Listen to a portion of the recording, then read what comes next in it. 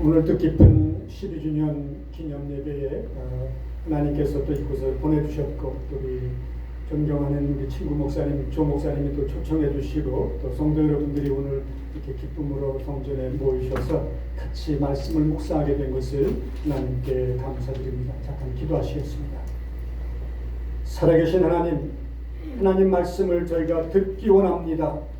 성령을 통해서 우리에게 가르쳐 주옵소서, 증거해 주옵소서, 말씀대로 살아가게 하여 주옵소서.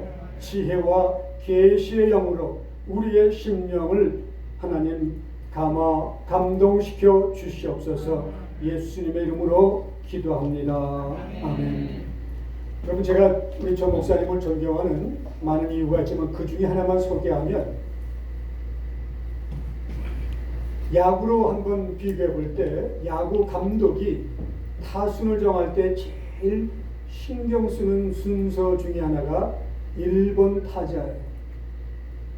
9번까지 다 중요한 역할을 맡고 있지만 1번 타자가 너무너무 중요합니다. 그래서 우리 한국에서 미국의 야구 선수로 23살 때 왔던 추신수라고 하는 선수가 약 거의 7년 전인가요? 8년 전에 텍사스 야구팀에 스카웃이 됐어요.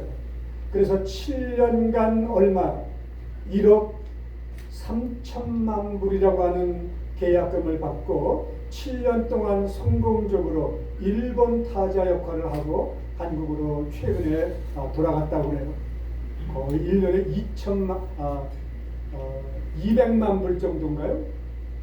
그렇게 이제 특별 대우를 받았는데, 제가 야구 선수 통해서 들어보니까 1번 타자는 어떤 사람에게 시키느냐, 인내심이 있는 사람, 나쁜 공인지 좋은 공인지 잘 분별할 줄 아는 사람, 기다릴 줄 아는 사람, 아무리 까다롭고 어려운 공이 들어와도 어떻게 해서든지 공을 쳐내서 퍼스트 베이스 1루까지 진출할 수 있는 능력이 있는 사람을 뽑아서 1번 타자로 세운다는 거예요.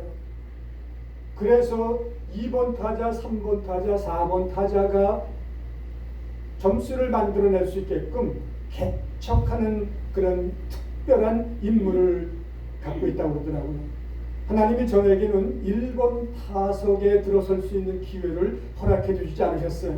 저는 2번 타자로, 3번 타자로 타석에 들어섰는데 1번 타자는 하나님이 안 시키셔서 못했거든요.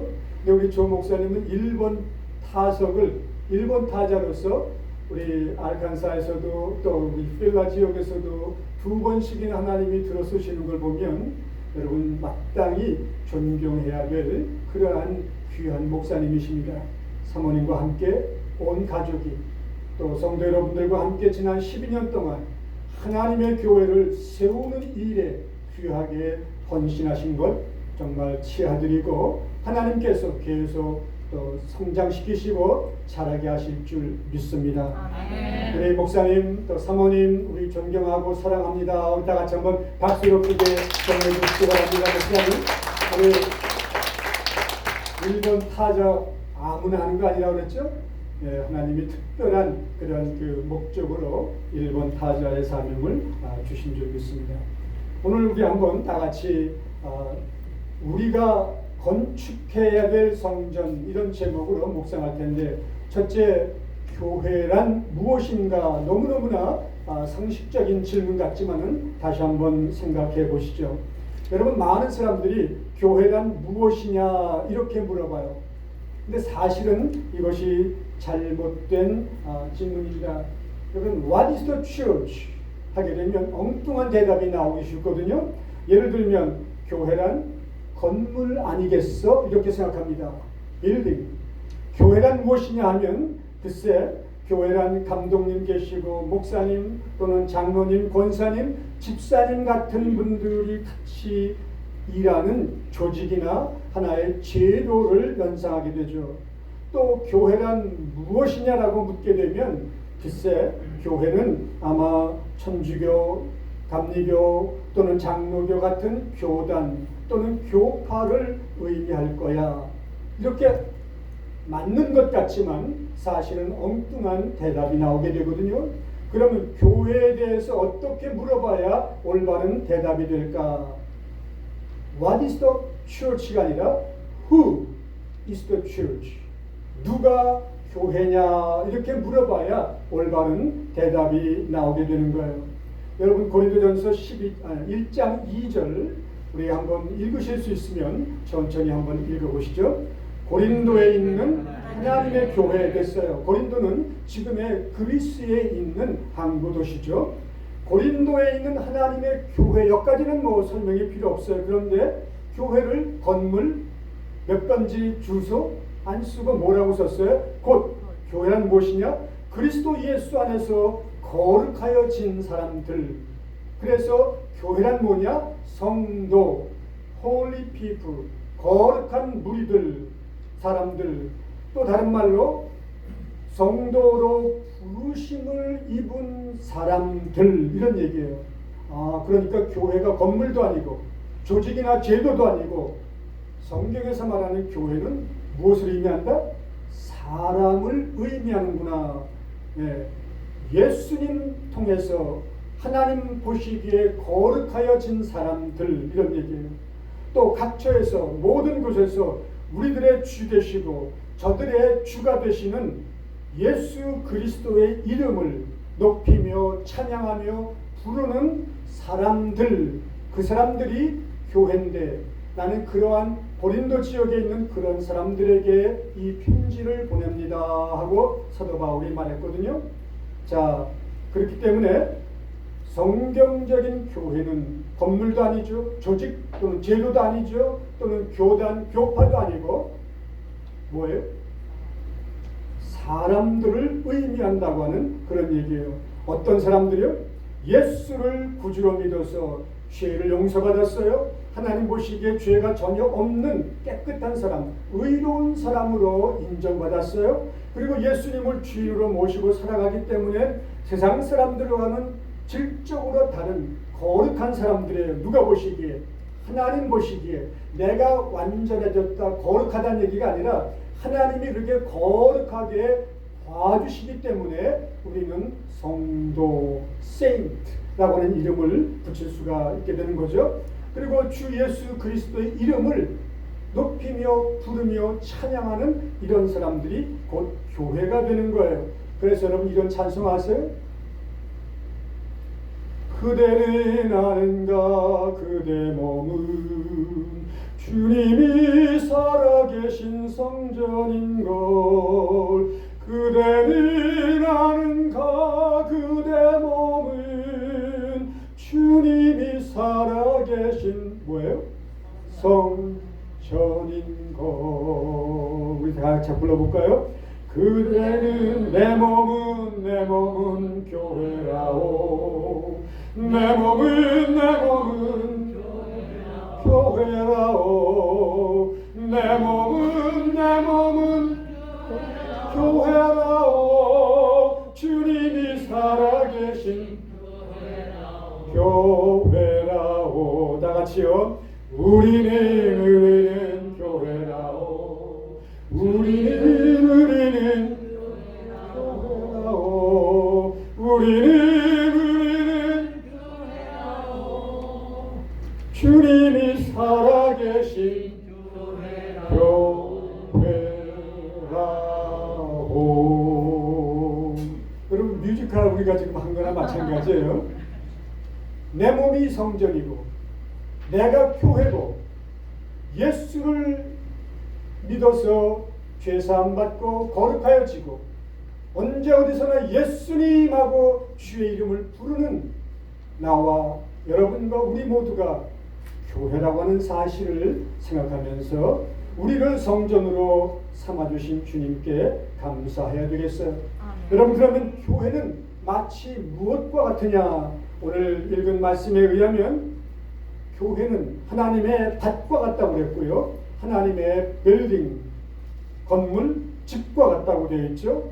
그러면 교회된 우리들이 해야 될 일이 무엇일까?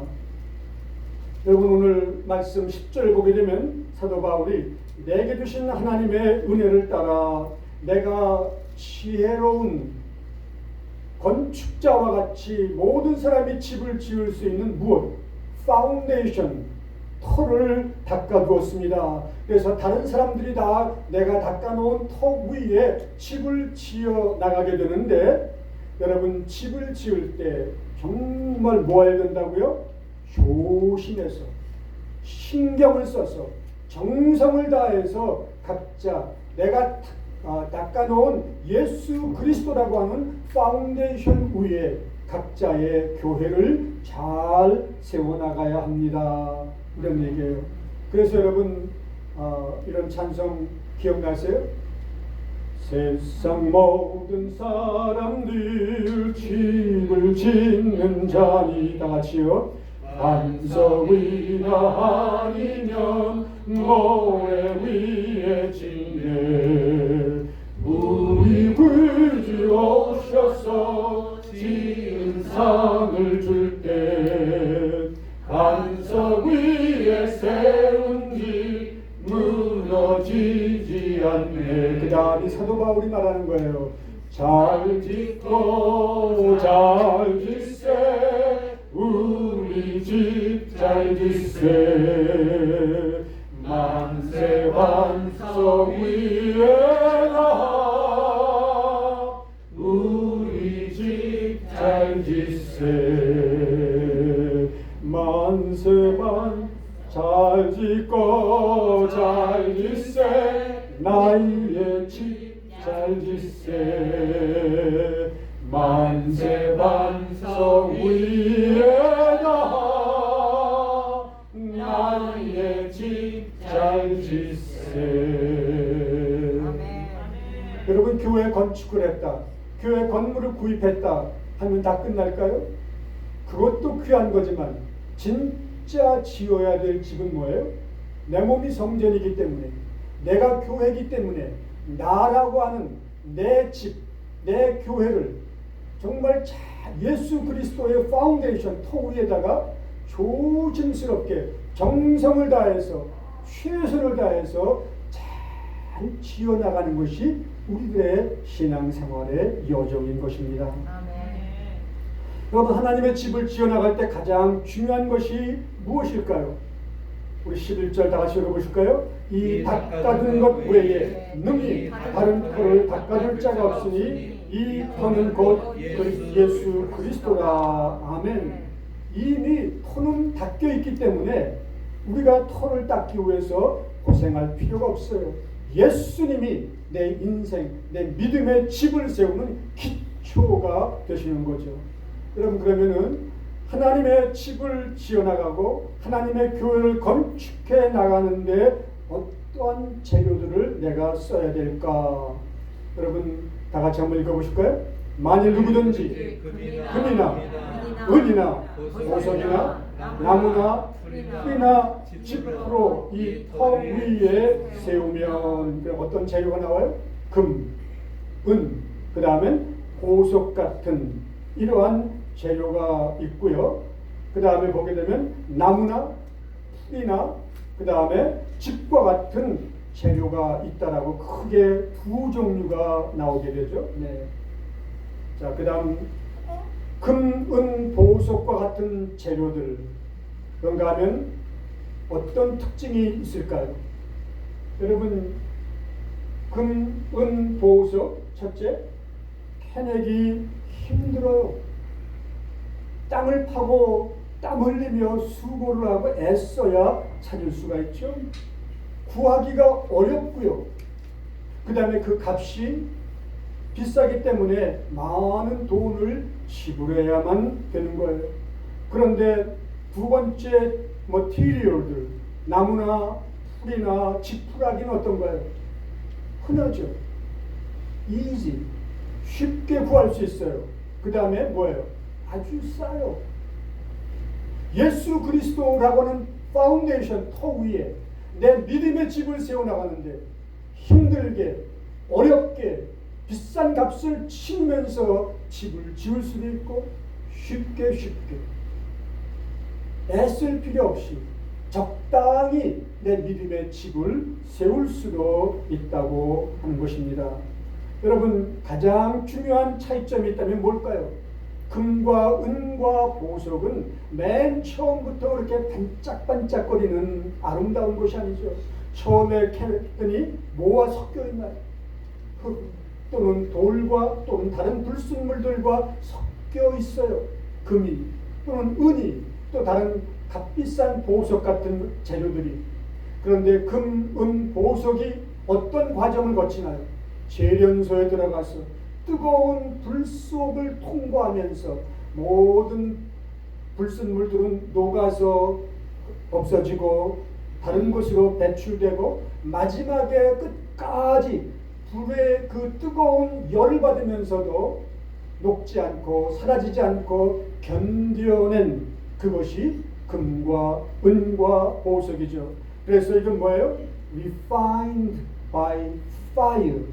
여러분, 석유도 마찬가지죠. 처음부터 깨끗한 가솔린이 나온 것이 아니라 아주 지저분한 끈끈한 그런 원유를 채취해서 정유공장으로 보내면 그 정유공장에서 열을 가해가지고 불로 처리를 해서 거기서 나온 것들이 정제된 것들이 가솔린인 것처럼 여러분, 금과 은과 보석은 뜨거운 시련과 연단과 고난의 불을 통과하면서 새로워지고 겸손해지고 정말 온유해지고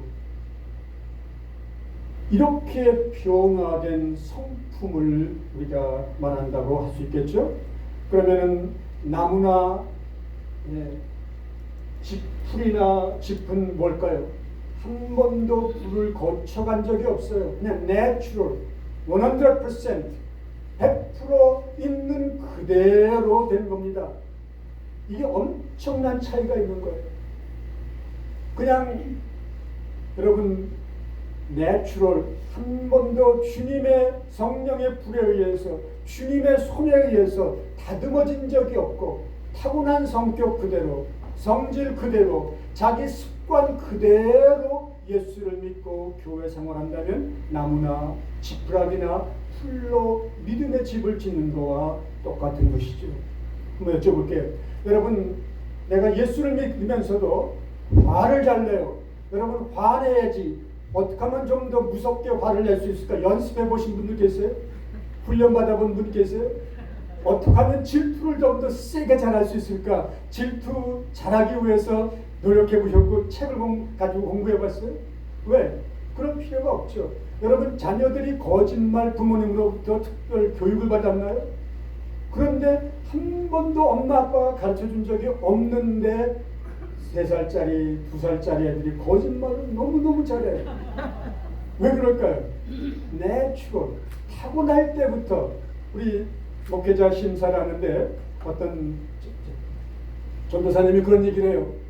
하루는 이제 방문을 열고 들어갔더니 딸아이가 그 카페에서 떨어진 더러운 과자를 집어먹더래요. 그래서 야단을 치려고 했더니 딱 없어는 안 먹은 척을 하더라고요. 그래서 너 그런 과자 먹으면 안 돼. 너 병 걸려. 그랬더니 아빠 나 안 먹었어. 그러더래요. 분명히 집어서 입에 넣는 거를 봤는데도 그 2살짜리 이제 그 애가 아빠 안 먹었다고. 그런데 그 모습을 보면서 먹고 안 먹고가 중요한 게 아니라 엄마도 아빠도 한 번도 거짓말을 해보라고 교육시키거나 훈련시킨 적이 없는데 제가 어디서 저렇게 거짓말하는 것을 배웠을까?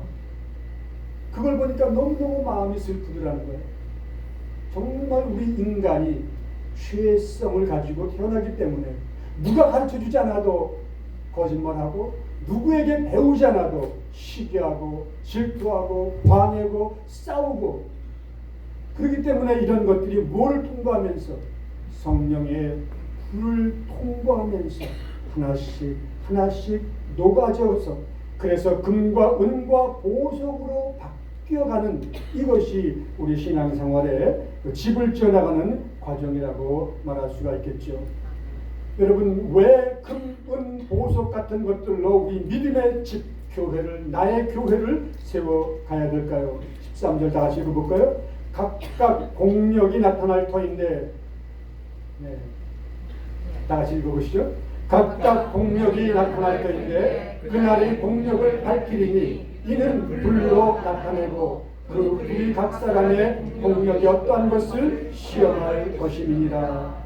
언젠가 불이 붙어보면 이 집이 정말 금은 보석으로 지어졌는지, 지푸라기나 나무나 풀 같은 내추럴한 자연스러운 것으로만, 세상적인 것으로만 지어졌는지 알 수 있다, 그런 얘기죠. 그러면서 그 다음 14절 보게 되면 만일 누구든지 그 예수 그리스도의 턱 위에 열심히 집을 지었던 노력, 공력이 불을 통과하면서도 그대로 남아있으면 그런 사람들은 상을 받고, 누구든지 열심히 세운다고 교회 다니며 봉사도 하고 했지만은 지푸라기 나무까지 풀 같은 것들로 지어서 불과 함께 그것이 다 타서 없어지게 되면 비록 구원은 받을지라도 불 가운데서 정말 추하게 흉하게 남은 그런 결과가 된다, 이런 얘기죠. 그렇기 때문에 하나님의 집을 지을 때 반드시 써야 할 재료들은 뭐예요? 금과 은과 보석과 같이 refine, 처리된 내 모습 그대로가 아니라 예수님 안에서 변화되고 성령님의 그 불같은 연단을 통해서 transformed, 바뀌어진 그러한 성품, 그러한 모습이 우리에게 나타나야 된다는 얘기죠. 여러분, 우리 갈라디아서 5장 22절 이하를 보게 되면 금, 은, 보석으로 집을 지은 사람의 모습을 좀 색다르게 말하고 있습니다. 다 같이 읽어보겠습니다. 오직 성령의 열매는 첫째 사랑, 둘째 희락이라는 말 우리 잘 안 쓰잖아요. 쉽게 영어로 뭐라고 되어 있어요? joy, 기쁨이라고 되어 있어요. 그 다음 뭐예요? 셋째 화평, 거꾸로 하면 뭐예요? 평화죠. 넷째 오래 참는 거죠. 인내죠. 그 다음 다섯째 자비하고요. 그 다음에 양선이라는 말 거의 안 쓰잖아요. 거꾸로 하면 뭐가 되는 거예요? 선량이 되는 거죠. 양선은 좀 이야기 뭐가 실감이 안 나면 저 사람 참 선량해, 저 사람 참 양선해. 우리 그런 말보다는 선량하다는 말이 조금 더 자연스럽게 들리실 줄 몰라요. 그 너무너무 좋은 사람이란 얘기죠. 그 다음 뭐예요? 충성이라고도 번역될 수 있고 faithful, 믿을만하다, 변함이 없다, 진실하다, 한결같다, 이런 말이 되기도 하고요. 그 다음 뭐예요? 온유하고 마지막이 절제. 이것이 예수 그리스도 안에서 성령의 불로 처리된 사람들의 모습인데, 여기 몇 가지 열매가 있어요? 9가지가 있어요. 그러면 성령의 열매는 이렇게 하는 것이 맞아요? 성령의 열매들은 이렇게 하는 것이 맞아요? 단수로 표현해야 돼요? 복수로 표현해야 돼요? 9가지가 나온다고 복수로 써야만 되는데 절대 그렇게 안 쓰고 단수로 했어요. 왜 그럴까요? 이것은 예수님의 그 한 분, 예수님의 그 성품을 들여다보니까 예수님 한 분이신데 그 안에는 사랑할 수 없는 사람도 사랑해 주시고, 기뻐할 수 없는 환경인데도 기뻐하시고, 사람들이 다 그렇게 배반하고 떠나가는데도 한결같으시고, 그리고 정말 온유하시고, 예수님은 한 분인데 예수님 안에는 적어도 9가지의 다른 컬러, 다른 그 모습이 있더라, 이런 얘기예요. 그렇기 때문에 예수 그리스도의 이름을 부르는 사람들도 이와 같이 성령의 열매는 하나인데 그 컬러는 9가지의 다른 모습으로 나타나니, 우리에게도 금과 은과 보석과 같이 이러한 9가지의 그 모습들이 나타나야 된다, 이런 얘기죠. 반면에 나무나 풀이나 집으로 믿음의 집, 자기의 교회를 세워나가는 사람들의 모습은 어떨까?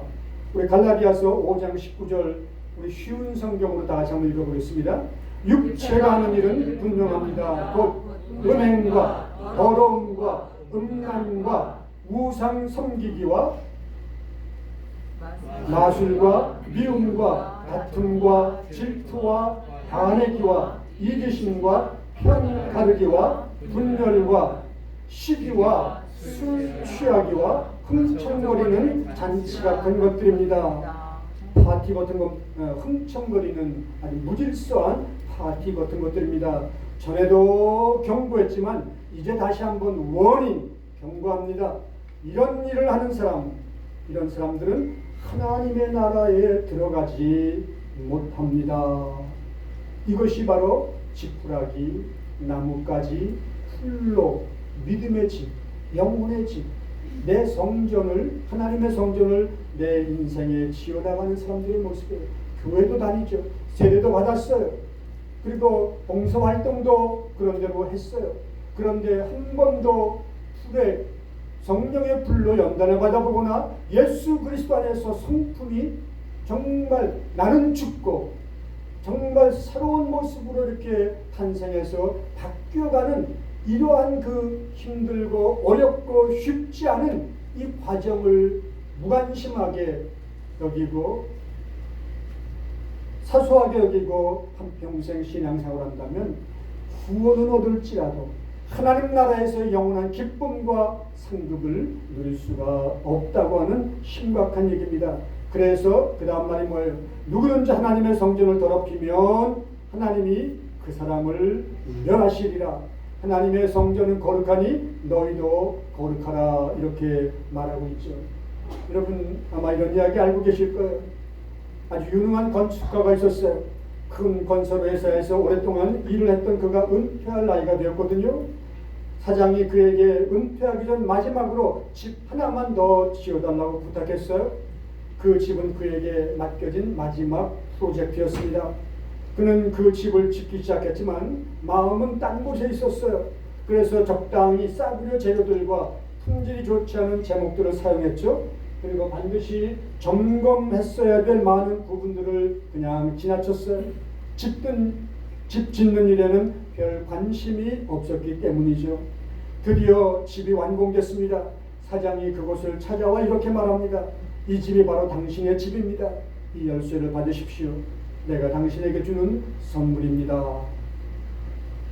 집 짓기를 끝냈던 그는 즉시 가장 좋은 재료들을 사용하지 않았고 최고의 기술자들을 고용하지 않았던 것을 크게 후회했다고 하는 얘기입니다. 여러분, 내게 주신, 다 같이 한번 읽어볼까요? 내게 주신 하나님의 은혜를 따라 내가 지혜로운 건축자와 같이 터를 닦아두네. 다른 이가 그 위에 세우나 그러나 각각 어떻게 그 위에 세워야 할지 뭐하다는 걸 조심할지니라. 한번 따라해 보시겠어요? 짧아요. 다시 길게 조심할지니라. 뭐 하는데?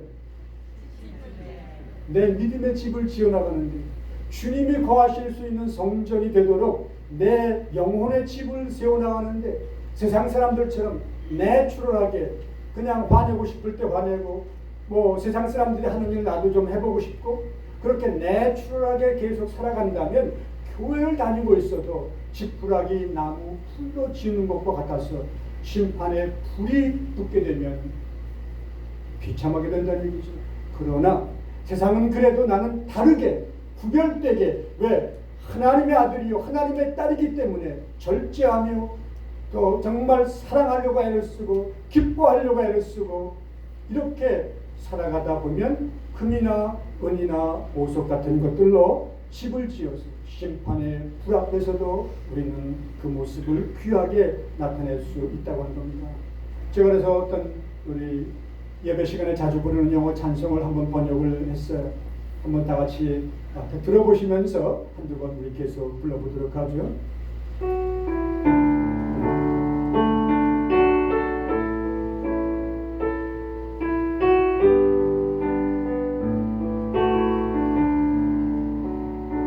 주여 나를 주의 성전으로 정결하고 거룩하며 감사